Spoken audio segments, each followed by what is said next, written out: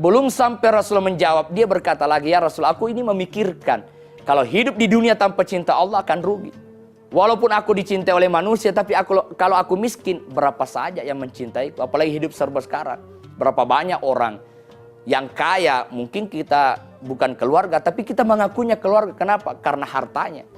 Dan berapa banyak orang mereka masih keluarga, tapi tidak mengakui karena kemiskinannya seseorang.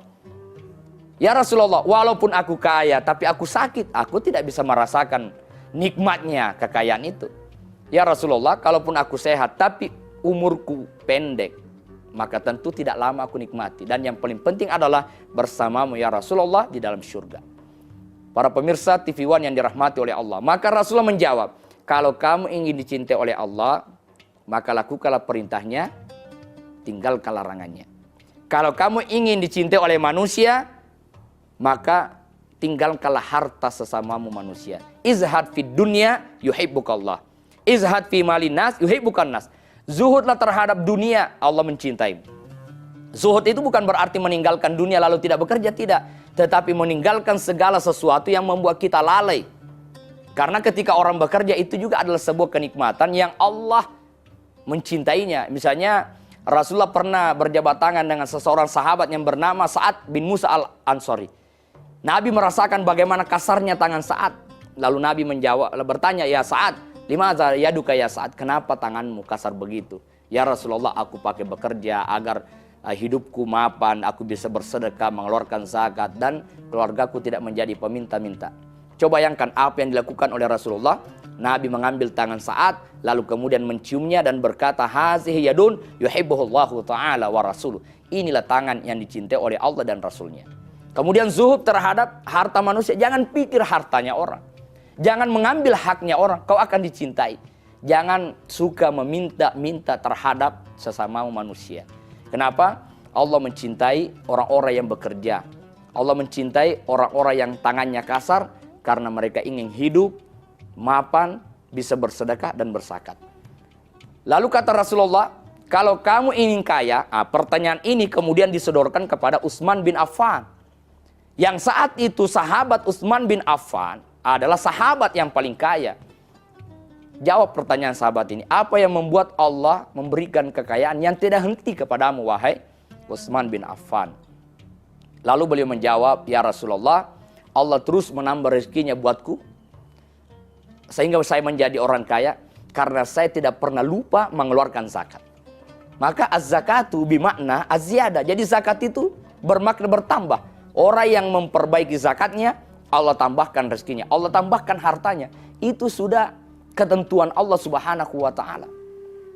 Nah, lalu kalau ingin dipanjangkan, disehatkan oleh Allah, maka konsepnya kata Rasulullah, ya da'u mardakum bis sedekah.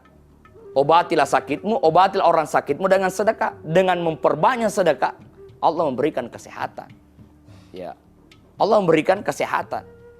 Kalau ingin dipanjangkan umurmu, apa kata Rasulullah? Perbaiki silaturahmi.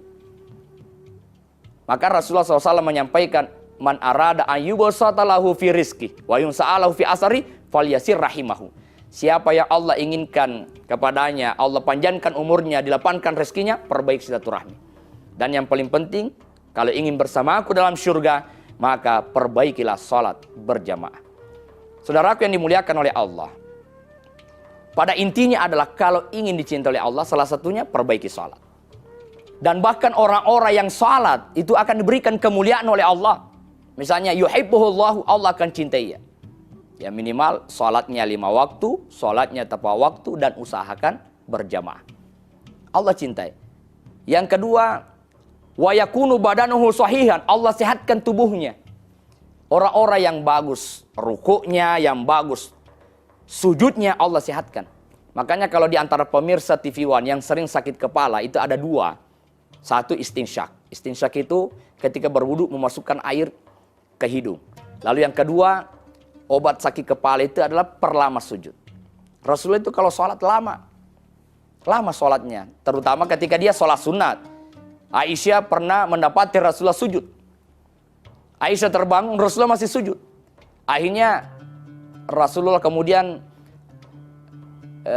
dalam sujudnya itu Aisyah mencoleknya dari belakang itu.